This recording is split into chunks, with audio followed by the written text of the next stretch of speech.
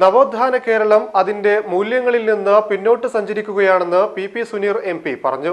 MES Ponnani municipal committee സംഘടിപ്പിച്ച professor AV Moideenkutty അനുസ്മരണ ചടങ്ങ് ഉദ്ഘാടനം ചെയ്ത് സംസാരിക്കുകയായിരുന്നു അദ്ദേഹം. താൽക്കാലികമായ നേട്ടത്തിനു വേണ്ടിയുള്ള അഡ്ജസ്റ്റ്മെന്റുകൾ കേരളം സാധ്യമാക്കിയ നവോത്ഥാന ഉദ്ബുദ്ധതയെ പുറകോട്ടടിക്കുകയാണ്. അറിഞ്ഞോ അറിയാതെയോ സ്വയം വർഗീയവാദികളായി മാറുന്ന കാലമാണിത്. മതേതര ഭാരതം എന്നതാണ് ഏറ്റവും അഭിമാനമായ കാര്യമെന്നും അദ്ദേഹം പറഞ്ഞു.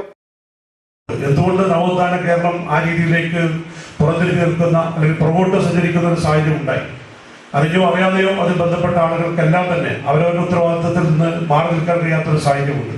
താൽക്കാലികമായ ചില വിട്ടുവീഴ്ചകൾക്ക് വേണ്ടി അഡ്ജസ്റ്റ്മെന്റുകൾക്ക് വേണ്ടിയൊക്കെ ഉണ്ടാക്കി വെച്ച പല അപകടങ്ങളും ഇന്നതിന് വളരെ ഗൗരവകരമായ ഒരു പ്രതിസന്ധിയെ പ്രയാസത്തെ അഭിമുഖീകരിക്കുന്ന സാഹചര്യത്തിലേക്ക് നമ്മളെ കൊണ്ടുചെന്നെത്തിച്ചു എന്ന യാഥാർത്ഥ്യം തിരിച്ചറിഞ്ഞുകൊണ്ട് ഇനി എങ്ങനെ മുന്നോട്ട് പോകാമെന്നതിനെ കുറിച്ച് മറ്റെല്ലാം മാറ്റിവെച്ചുകൊണ്ട് ചിന്തിക്കേണ്ട ഏറ്റവും പ്രധാനപ്പെട്ട ഒരു സന്ദർഭമാണ് എന്ന് മാത്രമാണ് ഞാനിവിടെ സൂചിപ്പിക്കുന്നത്. പ്രൊഫസർ AV മൊയ്തീൻകുട്ടി സ്മാരക പുരസ്കാരം C ഹരിദാസിന് പി സുനീർ MP സമ്മാനിച്ചു. P Nandakumar MLA മുഖ്യാതിഥിയായിരുന്നു.